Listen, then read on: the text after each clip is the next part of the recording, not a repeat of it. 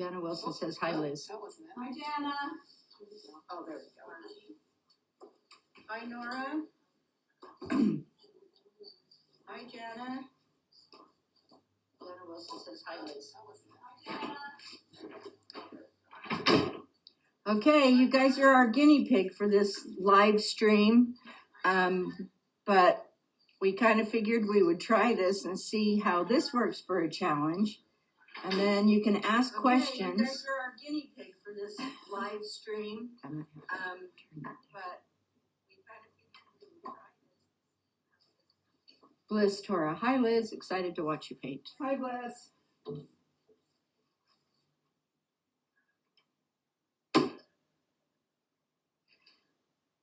As I was saying, this kind of personalizes the lessons just a bit. So we're trying new things for our courses that shake things up a little bit. Can you see me? I can see you. I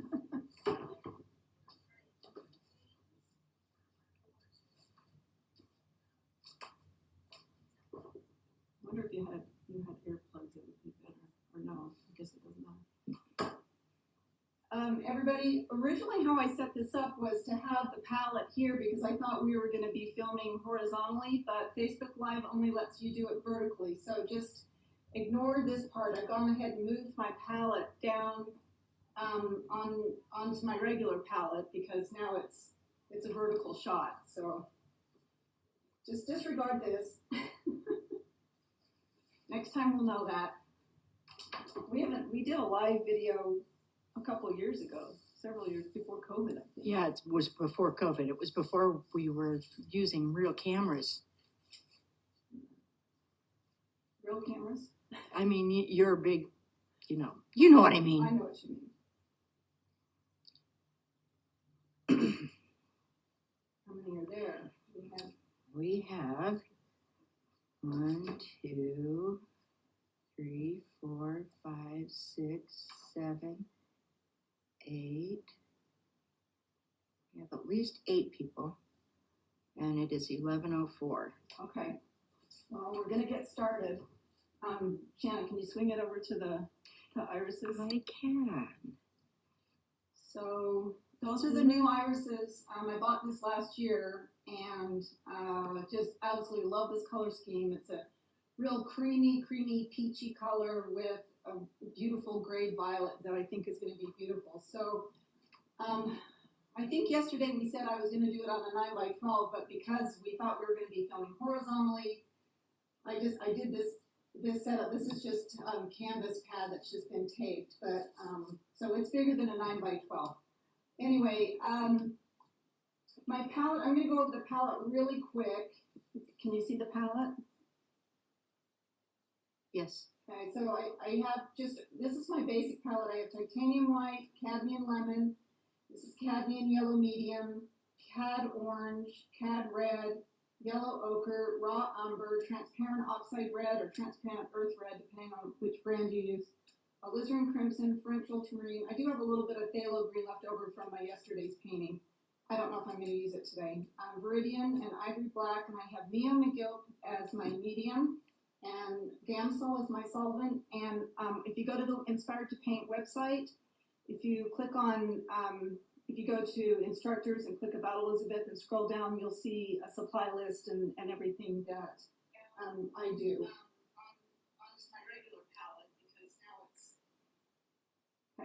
So what I'm going to do is I'm going to try and treat this as a vignette since we've only got an hour to do this. So this is just a big fan brush. And I'm going to take transparent red earth and Viridian and I'm thinning it down with Gamsol. And I'm just going to kind of make a darker background to begin with.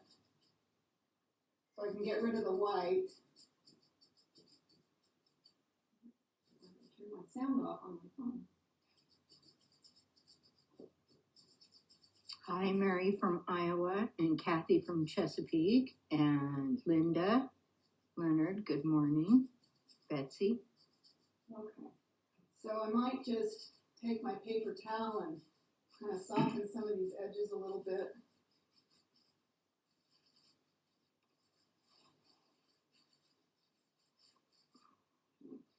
So now what I want to do is I'm going to take a paper towel and I'm going to kind of figure out where I want. I'm going to have that one big one up here, probably about here. I got a bud, and here's the other one.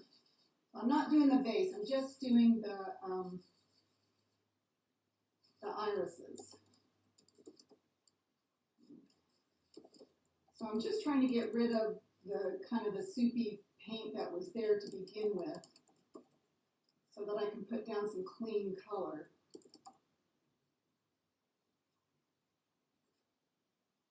Are you zoomed in now just on the painting? It's not letting me zoom in. It isn't? Mm-mm. No, because it's live. Oh.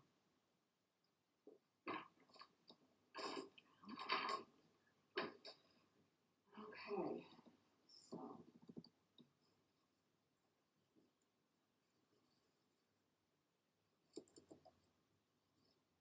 And these are just guesstimates. I'm not trying to do a detailed wipe out or anything right now. I'm just trying to get an about shape. Can't hear you well, Liz. Oh, well, I'm talking as loud as I can.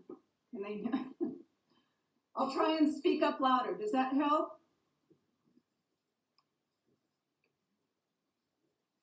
Is that yes or no? We haven't got a yes or a no yet, but it's coming. We're a little slow.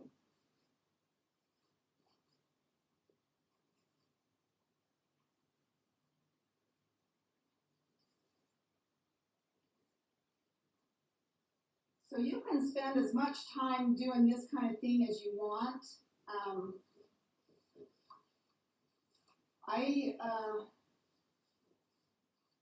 I get anxious to start painting, so as long as I know that these masses are going to fit within my boundaries here, I'm good to go for me. So the first thing I'm going to do, I'm going to start with just kind of blocking in its local color. There's a lot of different ways that you can start a painting. Sometimes I start with the shadow color and I mass in with the shadow color, and then I just apply the light.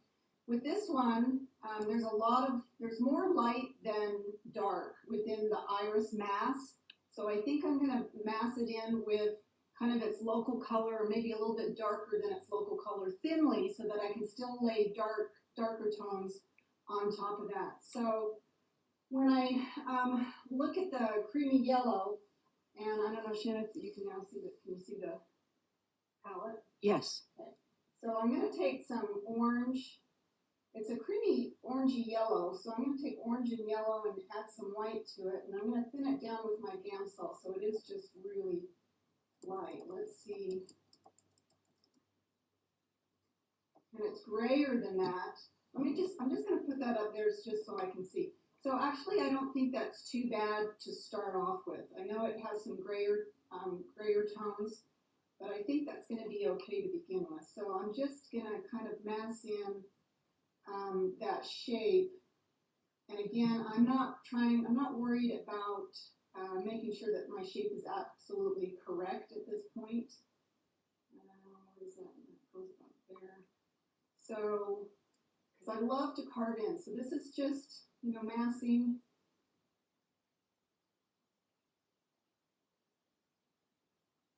It's basically a sphere. Okay, so now let's try and figure out the red violet. Okay, so it's a red violet, but it's a gray red violet. But I'm going to take alizarin crimson, and I'm going to add a little bit of white, but that's going to make it really hot pink. And I think I'm going to add a little bit of yellow ochre, because yellow ochre will grade a little bit because it's the complement. I'm just going to test this up here and see. Okay, it feels. Actually, that's not too bad to start off with. It's an about. I could probably gray it a little bit more, but I know that as I continue to paint and you add colors, that it will have a tendency to get grayer, and it's a lot easier for me to gray a color than it is to brighten a color. So let's just go ahead and mass this in quickly. And again, the color is really thin. That one's pretty dark. Now, this is where I'm gonna make an executive decision, but I'm gonna come down here since I have that color on my brush.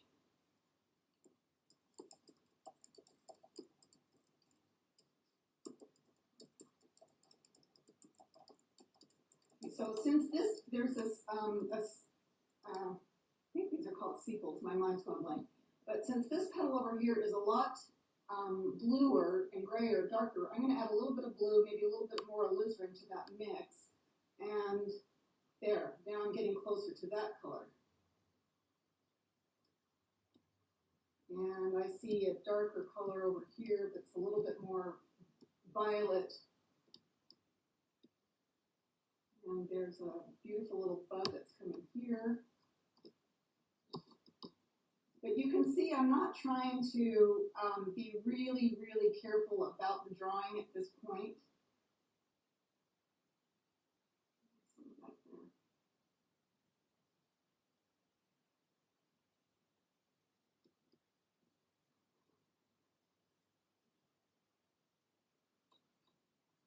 So I'm just kind of making sure my drawing's pretty good.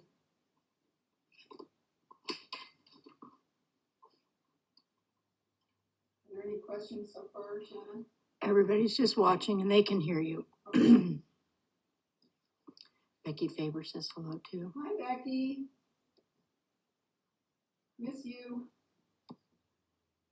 Okay, so since I have this gray violet on my brush, I'm actually going to come up here and use that same color just to kind of start to create some of that shadow color in the orangey areas. Boy, that worked out really nicely for me. And again, I'm not being as shape specific as some of you might like to be in the beginning. I'm pretty loose in this original block in. This is where I have a family member that says, I have a hard time believing that's going to be a painting. This is darker.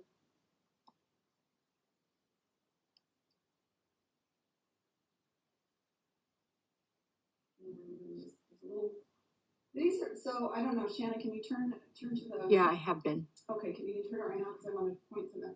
I want you to look at this particular, at the bottom iris.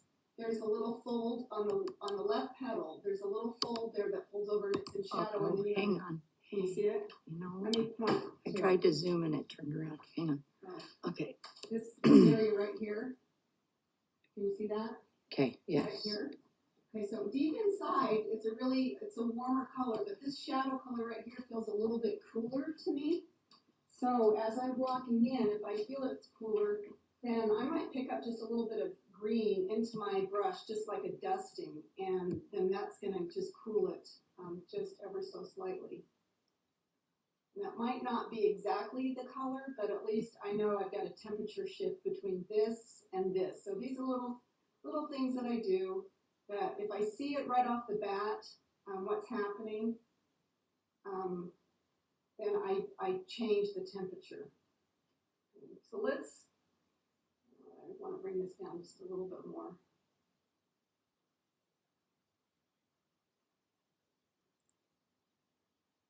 Now my paint is really thin. I hope you can all see how thin it is right now. I haven't used any medium. I'm just using a Gamsol to thin it.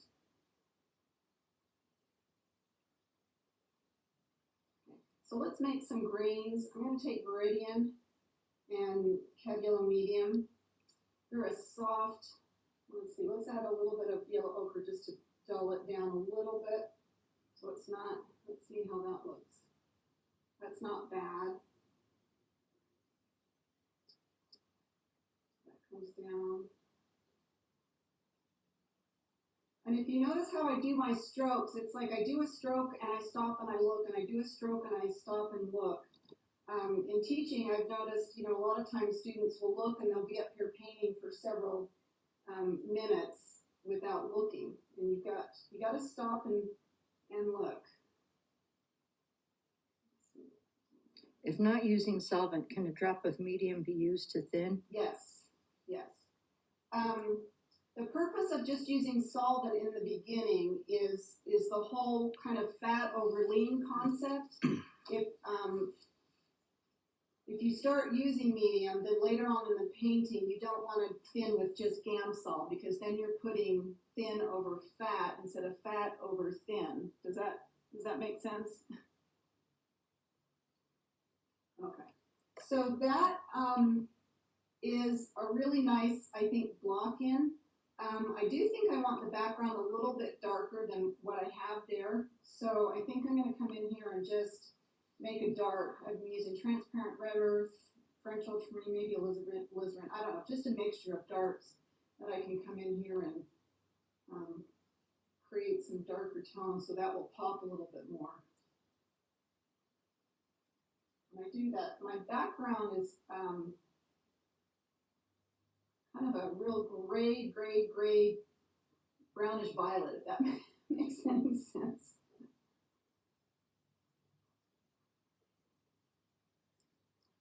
So this is just going to help me get my values next to each other fairly accurate, since I know I wanted that darker.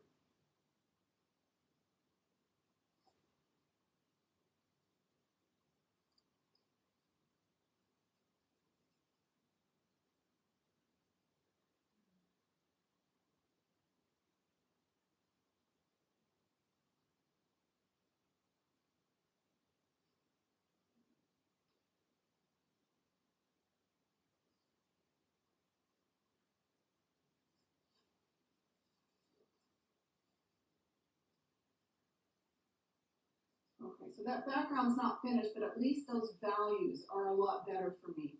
And this is also the stage where I like to take my finger and kind of soften edges quite a bit.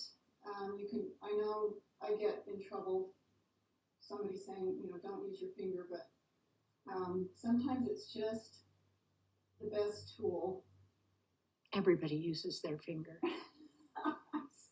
I am a mess by the time the painting day is over. And I usually have paint on my clothes, on my face, on my doorknobs, on my light switches, on my computer.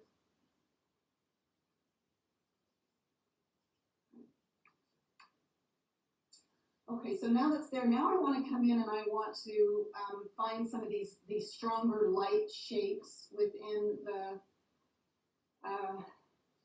iris. So I'm going to be thicker with my paint this time and maybe start using a little bit of medium. So more orange, white, and yellow. I'm going to add just a bit of medium. Let me just see. That's pretty good. That's not too bad. So I'm always starting with kind of like the most obvious and the biggest shape first when I do this. Start with the big shapes and finish with the small shapes.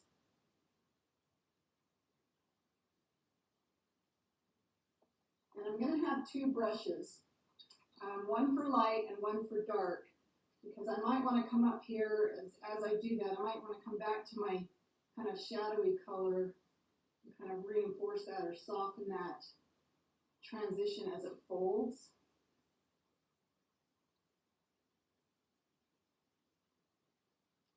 It's darker in here. That edge is beautiful. Which one? Between the light and the medium. Here? Yes. Beautiful. Did something right. Was that a finger wipe? Or was that a brush wipe? wipe? A brush. Okay.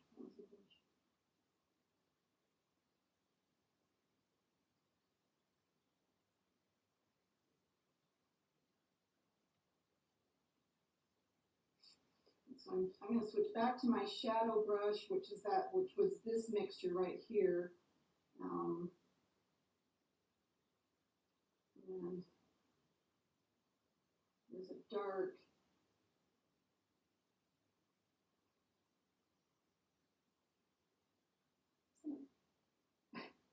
One of the disadvantages from painting from live flowers, or growing your own flowers, flowers is that you get all kinds of creepy crawlies.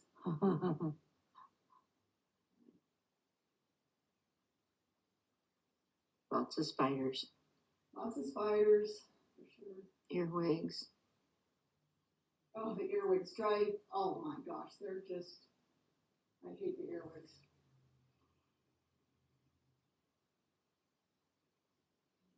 Back to my light brush.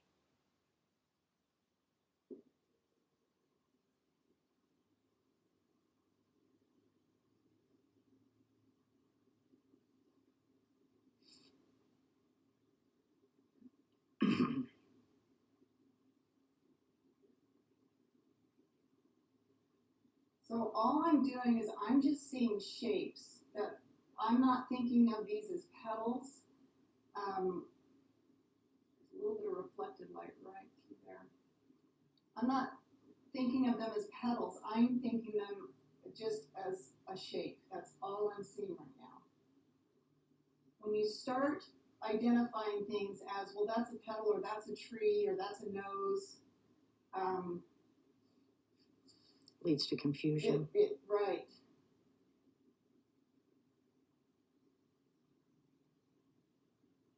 Back to my shadow brush. And the reason why I have two brushes, shadow and light, is so that I don't contaminate my values too much. This just helps me keep the values separated. And I'll be honest, there are a lot of times where I forget and I use the light brush for the dark, or the dark for the light. Jill says, do you prefer short handle brushes? No, these are long handles. These are long handles. Yeah. I don't like, because you can see where I'm holding the brush, clear back here. If you hold the brush like this, all you can do is this. You're painting things. Right, but if you hold the brush like this, there's a lot more movement that you can do. Okay, there is a beautiful, beautiful little orangey, I want to say that's the sepal, but I should have refreshed my memory on anatomy. Becky says, I think I should paint without my glasses on. Then everything would be fuzzy and in color blocks. Becky, we feel the same way. We're really happy with our paintings until we put our glasses on. But it still makes for a better painting. It does.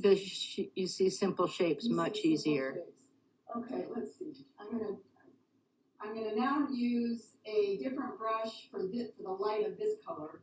So now I have three brushes. I have a brush for the light, I have a brush for the shadow, and now I'm gonna have a brush for the light part. So, what was that color I mixed? I'm gonna mix it a little bit thicker, alizarin.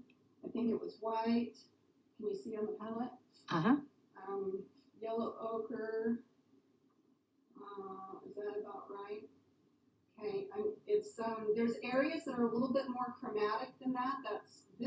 That color right there is probably perfect for this area right here. But there's areas here that are a little bit more chromatic. So, since I have that on my brush, where do I see it? Okay, so I'm gonna add a little bit more alizarin, and if you can see on my palette, so there's the mix I made. I don't want to ruin that altogether, so I move over on that palette so I have another pile to mix from. I might even come and make a darker version, so you can see that I'm trying to get all these different values and different temperatures. This is warmer, this is cooler, because this leans to the blue, this leans a little bit more to the red. So let's see.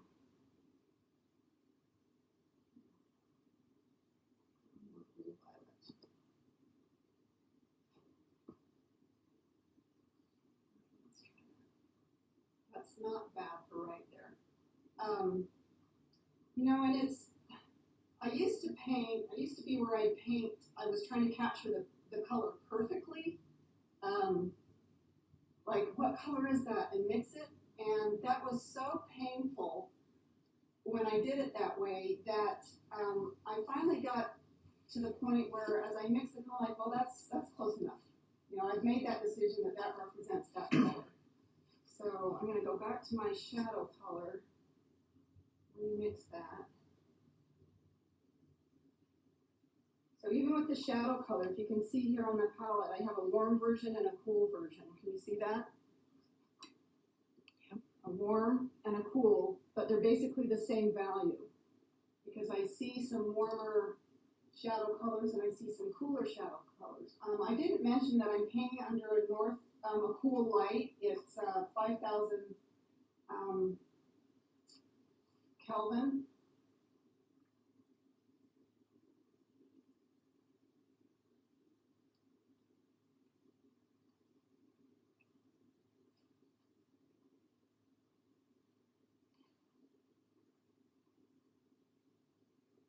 And I really haven't done a lot of blending. I'm going to blend a little bit right that transition as that petal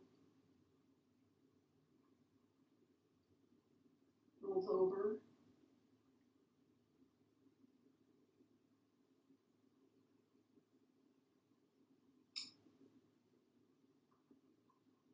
Looks like I'm going to have to do the bearded part just a little bit better. I eliminated it, and that's okay.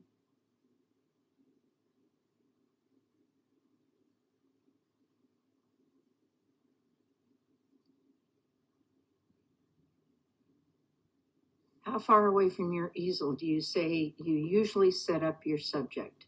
It looks like So- about 6 feet away. Online video, it's hard to tell. Yeah, when we film, we have cameras mounted to the ceiling, so we have a very specific spot that we film, and I'm usually closer than I like to be.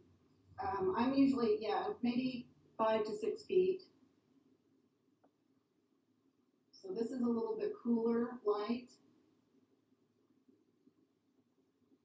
You have to give me the time too, Shannon, so I know. It's 11:29. I got a half hour. I'm doing pretty good. Yeah, I'll say. Now see, now this is where I'm starting to use the dark brush for my light. It will kind of mess me up sometimes, but that's okay.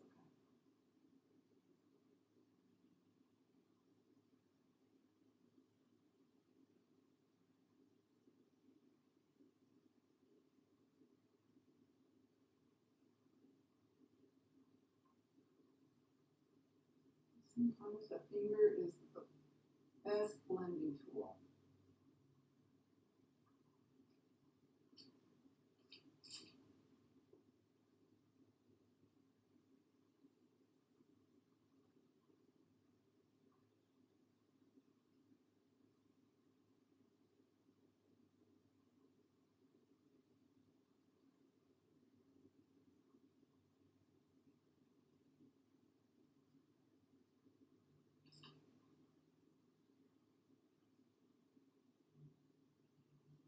It's looking beautiful.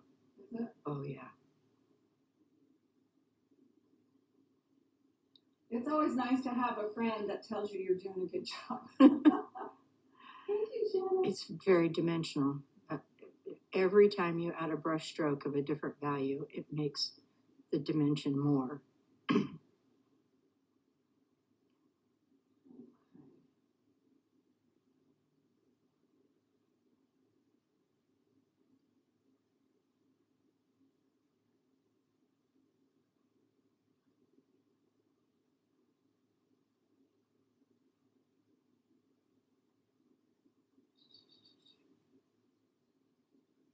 I don't know why I just did that. What did you do? I think we both talk all the time when we're painting, making noises. We do this a lot. I know. Okay, so I'm going to lighten this petal just a little bit more, but I'm also going to, it's very translucent, and so it feels like it's a little greener, to be honest. So I'm going to take a tiny bit of iridium in my mix. Wait a minute. I'm going to zoom in so that they can see that it's a little greener. Let's see. Right there. Oh, yeah. Okay, when we get in close, It's just, then you can see, we can see the green. so, which also kind of makes it a little less chromatic. Those little ripples.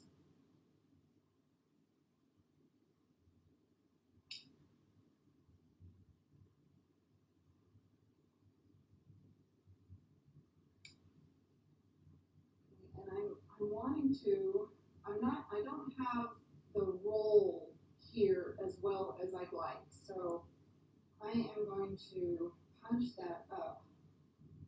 Let's see. A little lighter, and I'm trying to use more paint. And those of you that are part of our Inspired to Paint site know that we live next to a, well, Shannon, you tell them while I. Okay, we live by Hill Air Force Base. Actually, it's quite a ways away. It's like 20 miles away. But the airline, the pattern is right overhead. So you're going to hear a few airplanes here and there.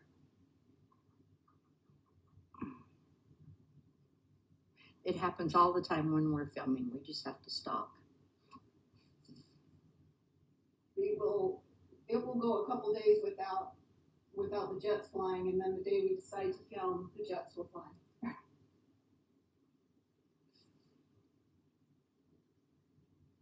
So that's feeling like it's turning a little bit better to me. Is it to you, Shannon? Yes. Just a little warmer on that. That's so beautiful. Okay, let me zoom back in again on that particular petal. Come on.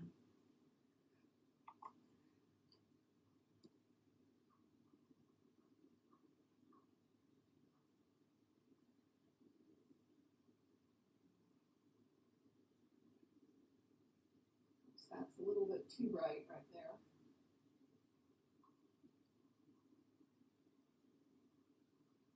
So it was too bright. I picked up a little bit of green just to kind of knock it down just a little bit.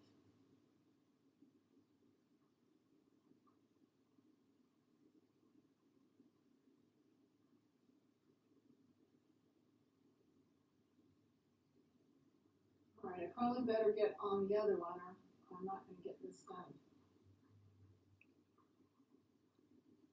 And this is your challenge. We're not expecting you to do it in an hour.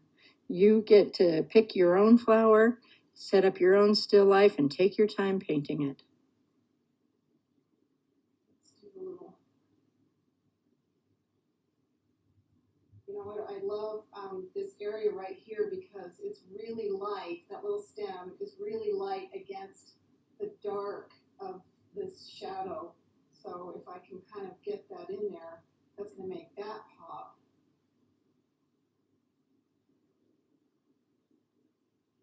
Darker green. These brushes look like the Royal Sabletech. They are. They are.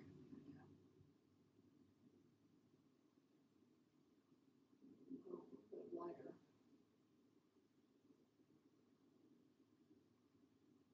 Oh, but I know, Dave! That's so exciting. Shannon and I will be painting and we'll do a brush stroke and we'll say, Shannon, come look. look at this, look at this. Come look at this one part.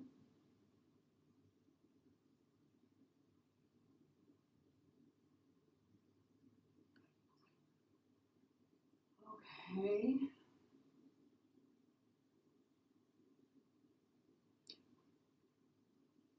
Karen says, I have to not paint tight. Well, The more you hold your brush back, the back on the handle, the looser your painting will be. also, we have done this before on our Inspired to Paint. Give yourself a time that you have to have the painting done. Like I know I only have an hour to show you how to do this, but so I'm not sweating the small stuff. So when you give yourself, you do these little time studies. Shanna, talk for me. Okay. Okay. I'm trying to hold the camera up. When I zoom it in, I have to hold the camera at another angle. So,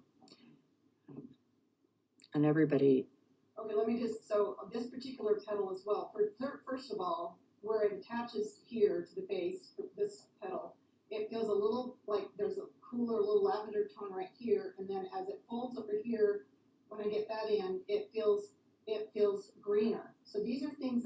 So I'm gonna pick up a little bit of my lavender and just pull that up in there. And then I'm gonna pick up a little bit of green. And I'm hoping you can, maybe a little bit darker than that, to be honest, a little bit darker. And Ginny Holloway said, could you point out the hard, soft, and disappearing edges? Okay. So that's a hard edge right there, between here and here. Wherever a shadow meets a shadow, those are areas where, I'm gonna soften an edge, or like, so this particular part of the iris petal right here, that's folding back and it's darker, so I've lost it there. The light hits, so I find it there. It's in shadow here, so I lose it there. I've got to probably find that edge a little bit more. I'm definitely going to find this edge because that's light. Does that help? Yeah, so your strongest edges are usually where your light is. Where you your heaviest light. Yeah, where you want to draw your eye, Look here, look here, look here. Yeah. So like I could come in here, where's my third brush? If I come in here, I can really make this really sharp, and your eye's going to be drawn to there. Boy, I'll say. But you don't want to, you don't want to do that everywhere. So, yeah, so doesn't that just pop? But I might like soften a little bit. Where was I?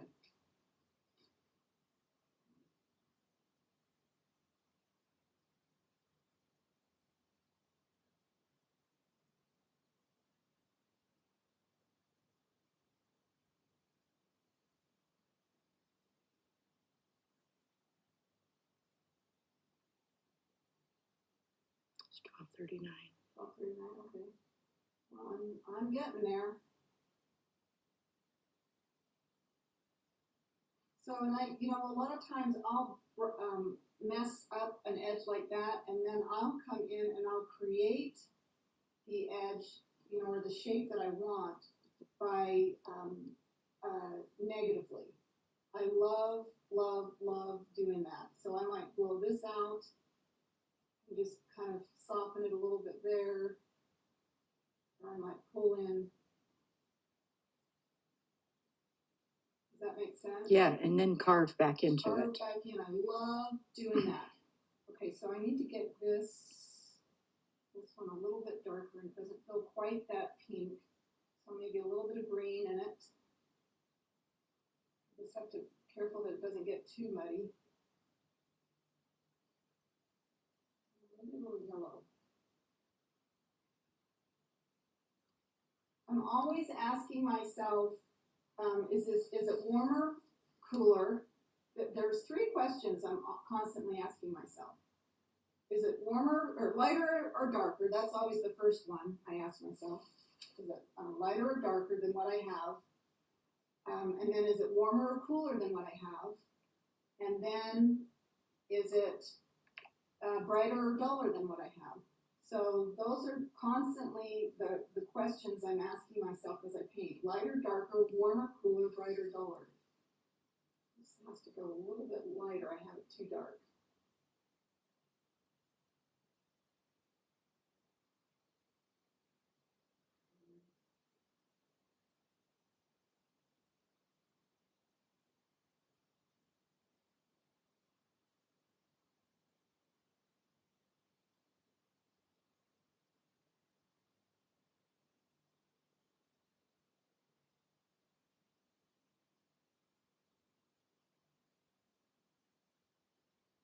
Let's do our real quick.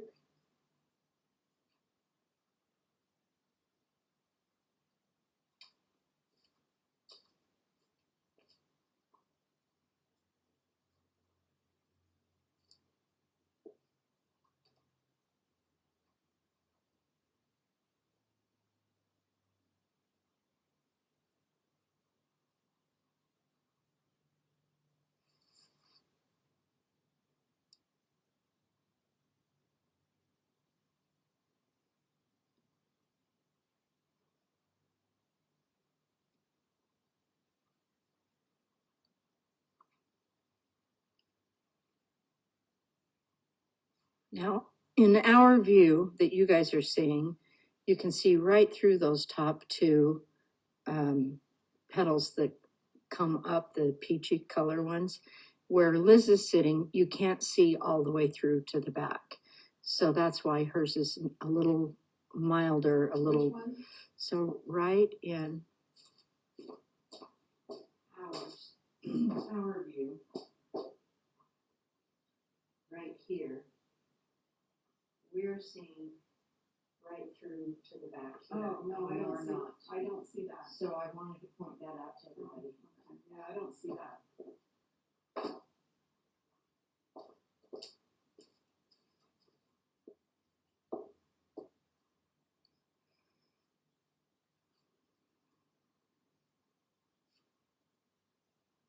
And this petal, it kind of curves under.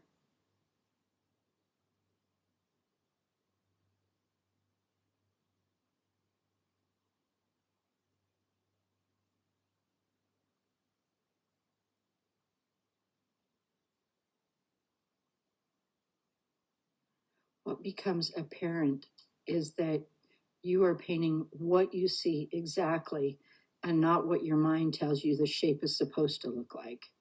And that's why it looks so much more real. Yeah, I mean, as I'm painting, I don't even know if it's what this looks like because I'm just seeing these shapes. It's, you stand back. Oops. If I just continue to paint shapes, it should look like an iris.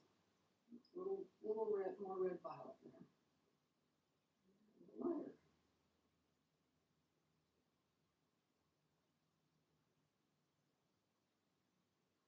I don't think if I get the green, what time is it, Shanna? We are 11:44. I'd like to leave a few minutes for questions. Yeah.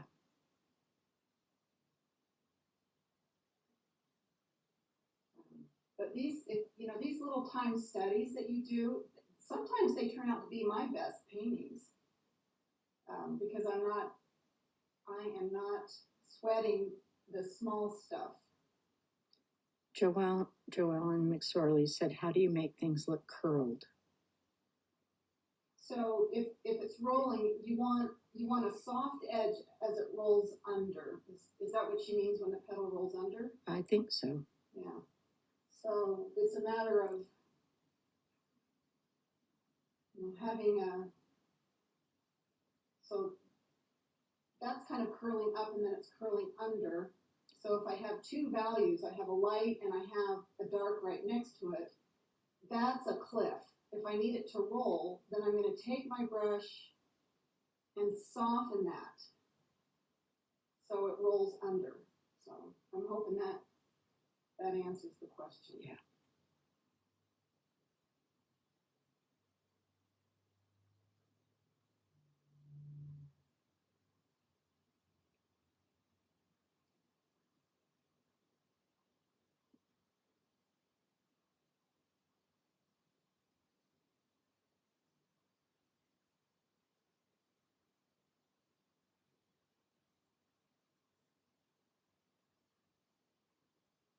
Oh, I didn't do a little bud. Oh, yeah, you do have a bud there. I have a bud.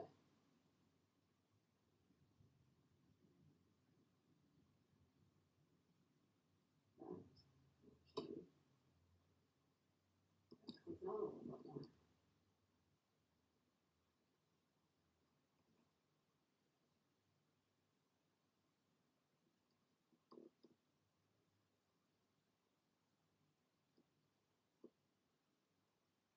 Let's open it up to any more. I'm probably just about through what I can do in an hour.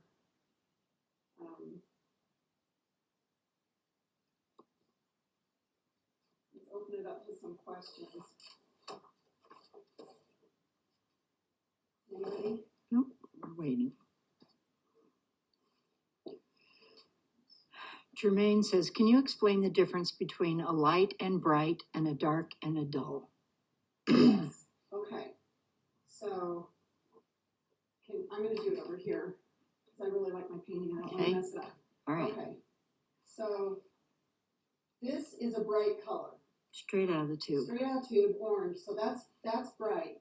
But if I take orange and I add white to it, it might be lighter, but it's also duller. Okay. So this is bright, and this is duller. They're grayer. But this is actually darker. If you were to turn this to black and white, this would look darker than that, but this is brighter, so this will actually come more forward. When you're painting up still life like I do, bright colors come forward and dull colors recede. But so let's take another color. If I take blue, if I can get a pure blue, okay.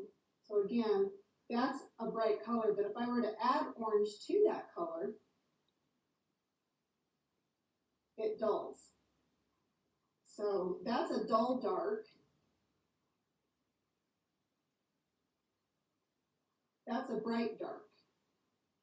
Does that make sense? Yes. Is that so, Jermaine, does that answer your question? Bliss says, how do you mix gray violet and how do you mix your background color? A recipe. Right. Oh boy, there's no such thing as recipes. Um, There's only asking lighter, darker, brighter, grayer, warmer, cooler. so if I make a violet, I'm just going to put it up here. I'm going to make a purple, and that's actually a pretty dull purple. But if I want to gray that even more, what's the complement to purple? It's yellow. So I can add yellow ochre to that, and it will dull even more. I could add raw umber, and so yellow ochre will dull it and lighten it. By adding raw umber, it's going to darken it, keep it dark, but gray it as well.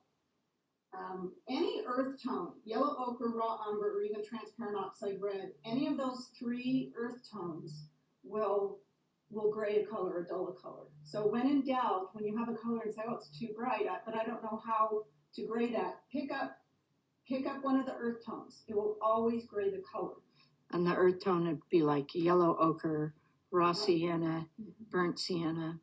Raw umber. I mean, you started with ultramarine blue when you made the dark colors, and then you added from there. Bliss is saying she didn't catch what you mixed, and so and that orange was just plain cat orange. Yeah, or this was white. That purple was French ultramarine and alizarin crimson straight. So those are two pure colors, and they're side by side on the color. Well, so on here's alizarin and here's French ultramarine. I set up my palette according to the color wheel. They're right next to the each other on the color wheel, a red violet and a blue violet. They're also two pretty pure colors. So when you mix colors that close to the color wheel, you're still going to get a pure color. If I move further away from this and I add this or this or this or this or this, it's going to gray. Does that mean there is a lesson on Inspired to Paint? Making grays. Making grays, and there's also understanding color temperature. It's one of the concept lessons, and it's probably one of the bigger ones, so you have to scroll back to some of the beginning lessons. So, Going back to the flower? well, I'm going to quit painting and just answer questions. Okay, let's have more questions. Let me see what it looks like on camera. Great. Yeah, it's a little slow. See. It looks pretty good. It does. Okay. What other questions do we have?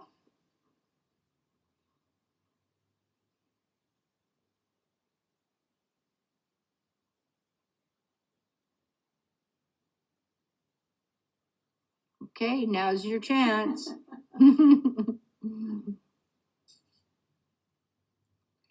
And do you only use Viridian green? Is that the only? I also have phthalo green, but phthalo green is really, really intense. I usually use that phthalo green if I do have a lot of greens in my painting, or I paint my green glass that I have. But phthalo green is really potent. I have to use a lot of alizarin or a lot of Viridian to make greens versus I only need a tiny, tiny bit of phthalo green. Yeah, little goes a long A little ways. goes a long way. We have Celtic Kearney. Some of the shadows are high chroma and warm. That helps create translucency when bounced next to a cool. Well, so, you know, I'm painting under a cool light, so I have cool light and I have warm shadows. If I'm outdoor painting, it's going to be the opposite. I'll have warm light and I'll have cool shadows. But in this instance, it's cool light, warmer shadows. But especially with flowers, you can't make your shadow colors in flowers too cold or too dull. Otherwise, it makes the flower look dead. So the colors are probably a little bit more lively than maybe outdoors. You know, if you're painting a yellow daffodil outdoors and you get a really warm sunlit, you're going to have some real kind of purple, gray purple shadows. That doesn't happen in the cool light situation. Okay, we've got Diane Cotia. Hi, Diane. Says, do you always manage to paint wet into wet? And if it dries, how do you go back in and make it look fresh? So that's a really good question. I do kind of consider myself an olive prima painter, but there are times where, you know, I'm painting and I can't get it all done in one day. So if I know that I'm going to come back the next day, the first thing I'll do is I'll make sure that I don't have any hard edges around here that I don't want. I would prefer to have everything soft than have too many hard edges if I know I need to go back to it the next day. So if I were to come back to this tomorrow, a lot of this color won't be dry. It will still be wet, so I can still work into it. If I have a painting that has sat around for a couple, you know, weeks and it's dry, let me zoom back out.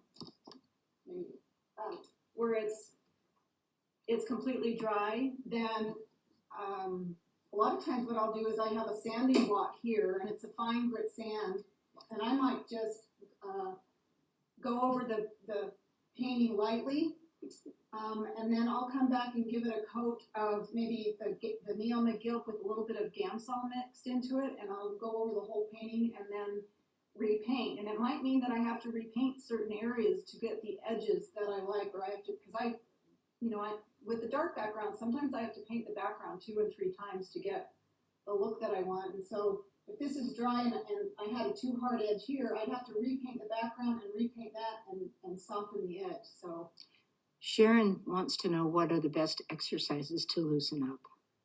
timed studies. Time studies. Give yourself 15 minutes, 20 minutes, no more than 30 minutes, and do little small ones, 8x10s or even 6x8s, and just do little tiny timed studies where you're just grabbing the big picture. You're not seeing any detail. I took a workshop from Tom Browning many years ago. This was in the 90s. And he had us do little time studies all week long. And at first I thought it was a waste of time. But at the end of the week, I realized what a benefit that was to take just a little tiny setup and give yourself 10 minutes, and then give yourself 20 minutes, and then give yourself an hour, and see which one's better. I can guarantee you the 10-minute study is going to be a whole lot better than the hour study, because you just focus on the big shapes. That sounds like a challenge That's to a me. challenge. Okay. Jill wants to know, what brand of alizarin and Viridian do you like best? Oh, you know what? I'm not really totally brand specific. Let's see, what this one is. Utrecht Viridian. Gamblin has a good Viridian. The alizarin. This is Winsor Newton, but I've had this tube for years. All I can say is I'm more quality specific than brand specific. Don't use student grade paints, especially if you're painting yellows. You need good chromatic paints that don't have a lot of fillers.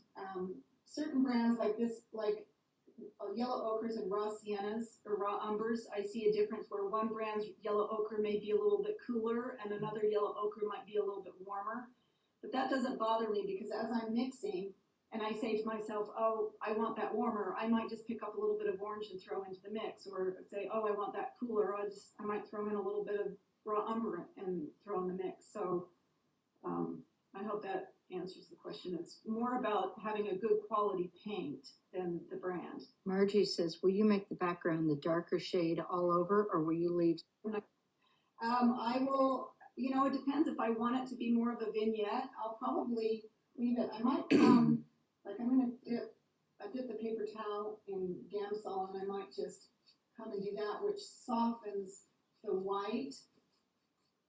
But I might just leave it like this because it's just very fresh and it's very honest. It's what I could do in an hour. If you walk away for a while and then want to go back in, do you oil out a bit to get started again? Not if it's still wet. I will, if I walk away for an hour, it's still going to be wet when I come back, so I don't need to oil out then. If it's 3 or 4 days later and a lot of the colors have sunk, then yes, I might oil out. Also, it depends on the type of canvas you use. If you use an acrylic primed linen or gesso, those paints are going to suck in and you will have to oil out. If you use an oil primed linen, it won't suck in quite as much and it won't get that dull color as much. But in certain colors, dry duller than others. Raw umber, the earth tones, they dry really dull. So if I've used a lot of umber in this, those areas are probably going to sink and I'll have to oil out. Yeah. Most everybody's just saying thank you, Liz, and you're a wonder, and you've done a beautiful job. You're welcome. And I enjoyed it. We hope you like this, that you can ask questions and be part of the process. We plan on doing more of this, so keep your eye on Facebook. And the challenge isn't just the iris. The challenge now is giving yourself timed studies where you only have a specific amount of time to do it. And so this recording will be up later, so you can watch it again later. So thanks, everybody. Hope you enjoyed it. Bye-bye.